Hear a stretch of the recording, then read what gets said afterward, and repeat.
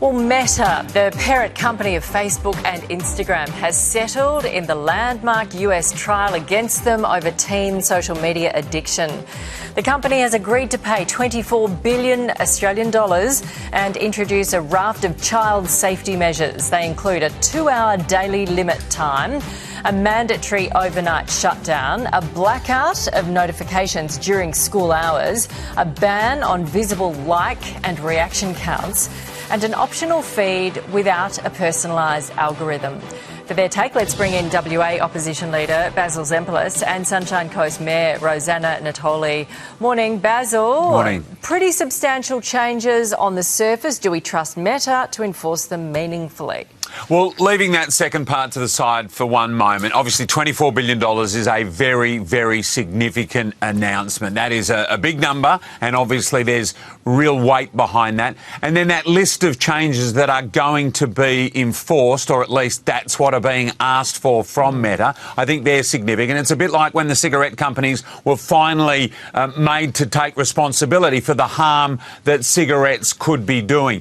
Now, of course, we have to trust that Meta will implement these changes, but the whole world's watching. $24 billion is a big number, and you'd have to think the pressure on them is there for them to follow through with this. Yeah, especially, Rosanna, when we've seen, the parents of children saying, Meta killed my child. We've also heard Meta around the world say, we didn't do anything here. It's everyone else's fault but us. This is substantial, isn't it? Do you think they'll follow through?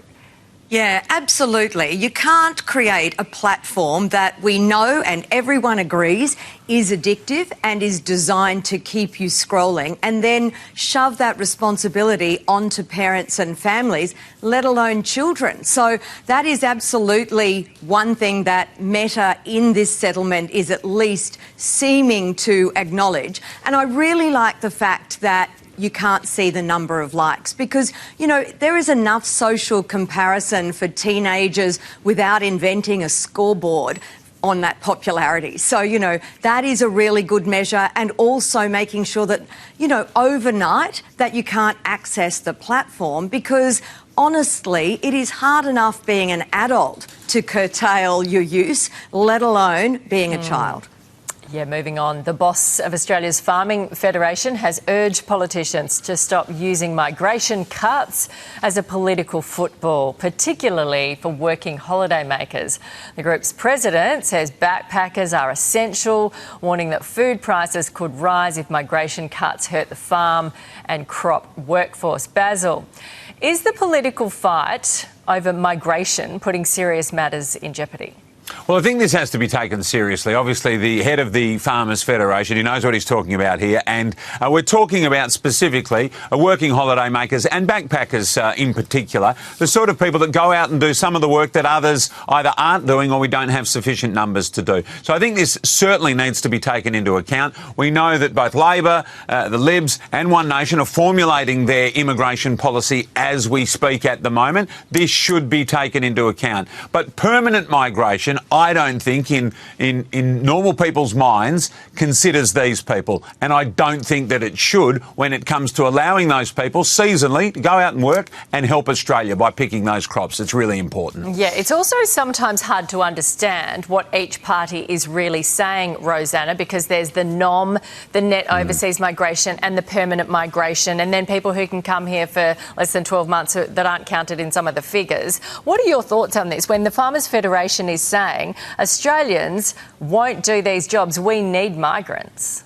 Yeah, and that's the thing, right? What we have to remember is that the fruit doesn't sit there, and the veggies, they don't sit there in the paddocks waiting for Canberra to sort out the policy. They spoil. So it is something that we need to try to get a handle on, that permanent migration is one thing, but this seasonal migration, where we are talking about the backpackers and the people who want to come and work and pick that fruit and vegetable off the vine and also spend their money in regional Australia and in those communities, because that is a really important part of the economy as well. So it's really serious that Canberra actually get this sorted, because people like the Farmers Federation are, they're talking about this really loudly, and farmers are really worried about how they are going to get their crops out of the paddock and into the supermarket. And let's face it, when supply dries up, that's when prices go up, and everyone will feel it then. Yeah, how many of them can come in, what category they can come in on, then what? Yeah. How do they leave, all of that.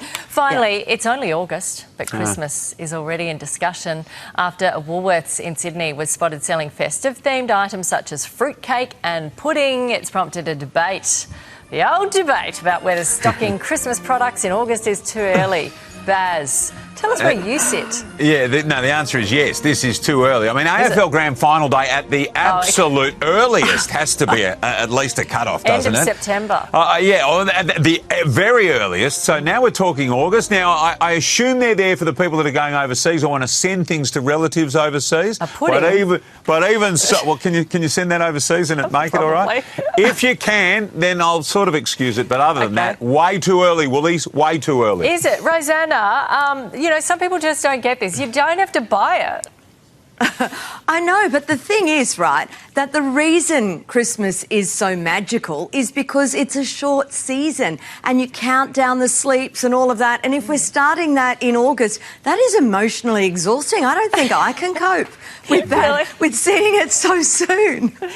Okay, so when? When should we start? December? November? No, October, I think, is early.